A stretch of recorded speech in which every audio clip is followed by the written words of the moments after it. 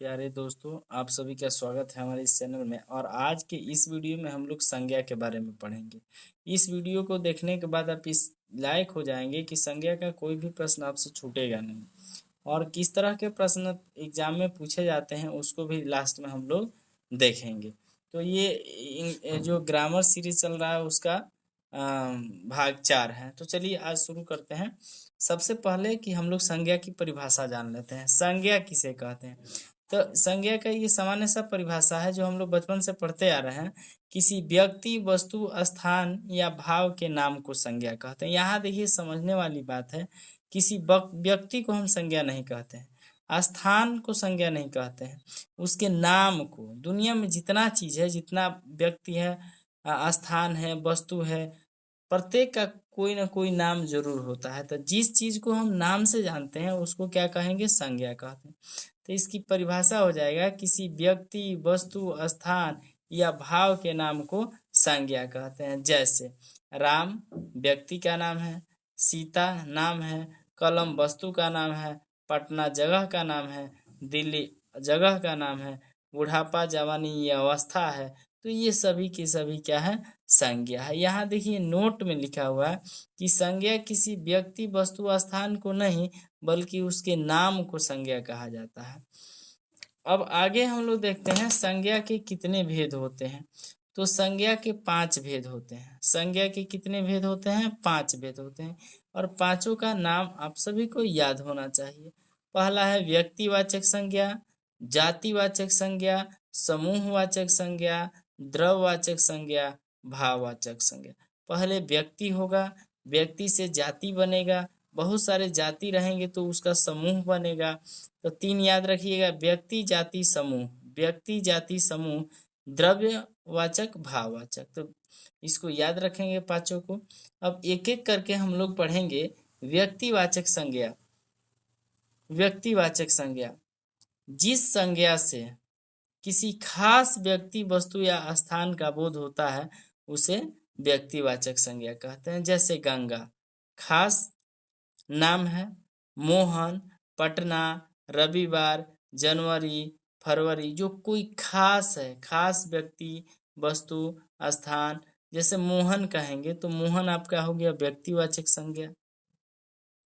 आगे है जातिवाचक संज्ञा। जिस संज्ञा से पूरी जाति का बोध होता है उसे जातिवाचक संज्ञा कहेंगे। जैसे लड़का, लड़का से विश्व में जितने भी लड़के हैं सभी लड़का जाति का बोध हो रहा है, तो ये लड़का जो है जातिवाचक संज्ञा है।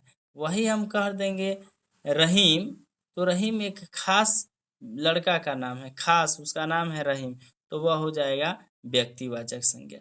हम कहेंगे शिक्षक, तो शिक्षक, शिक्षक से संपूर्ण शिक्षक जाति का बोध होता है तो ये जातिवाचक संज्ञा है। पहाड़, पहाड़ भी जातिवाचक संज्ञा है।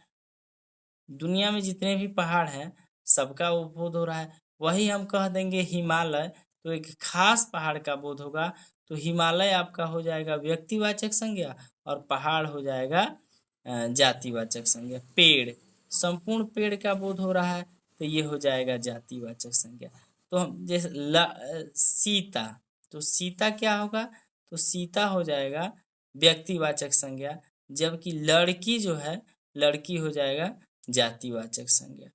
हम कहेंगे नदी, बताइए नदी कौन सी संज्ञा है? तो नदी कहने से पूरी नदी जाति का बोध होता है, तो नदी हो जाएगा जातिवाचक संज्ञा। और वही हम यमुना कह दें तो खास नदी का बोध हो रहा है, तो यमुना हो जाएगा आपको व्यक्तिवाचक संज्ञा। आगे है समूहवाचक। नाम से ही क्लियर है कि जो कोई भी चीज जब समूह में रहेगा, समूह का बोध होगा, तो उसे हम समूहवाचक संज्ञा कहते हैं। परिभाषा है, जिस संज्ञा से किसी व्यक्ति या वस्तु के समूह का बोध होता है उसे समूहवाचक संज्ञा कहते हैं। जैसे सेना, सेना जो है, सेना कहने का मतलब होता है सेनाओं के समूह से, उसमें बहुत सारे सेना में बहुत सारे लोग रहते हैं। मेला, मेला में भी भीड़, भीड़ का बोध होता है, ज्यादा समूह का बोध होता है, तो मेला भी समूहवाचक संज्ञा है। भीड़ भी समूहवाचक संज्ञा है। बाजार, परिवार, क्लास, ये सभी से समूह का बोध होता है, तो ये समूहवाचक संज्ञा है।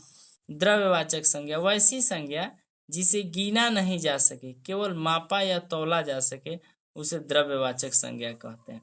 जैसे दूध, दूध को हम नहीं गिन सकते हैं, केवल माप या तौल सकते हैं, तो ये दूध जो है द्रव्यवाचक संज्ञा हो गया। सोना को भी गिना नहीं जा सकता है, मापा या तौला जाता है। देखिए आप लोग खुद देखते हैं, दूध को, सोना को, घी को, नमक को, जिस चीज को हम गिन नहीं सकते हैं बल्कि माप या तौल सकते हैं, तो उसे हम लोग कहेंगे द्रव्यवाचक संज्ञा।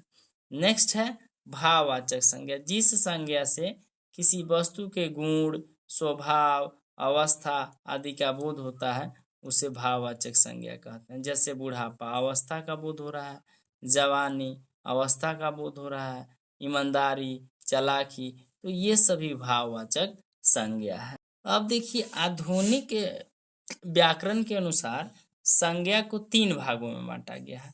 एक तो व्यक्तिवाचक संज्ञा को व्यक्तिवाचक संज्ञा ही रहने दिया गया है, और जातिवाचक संज्ञा और समूहवाचक संज्ञा को मिला के बना दिया गया है गणनीय संज्ञा।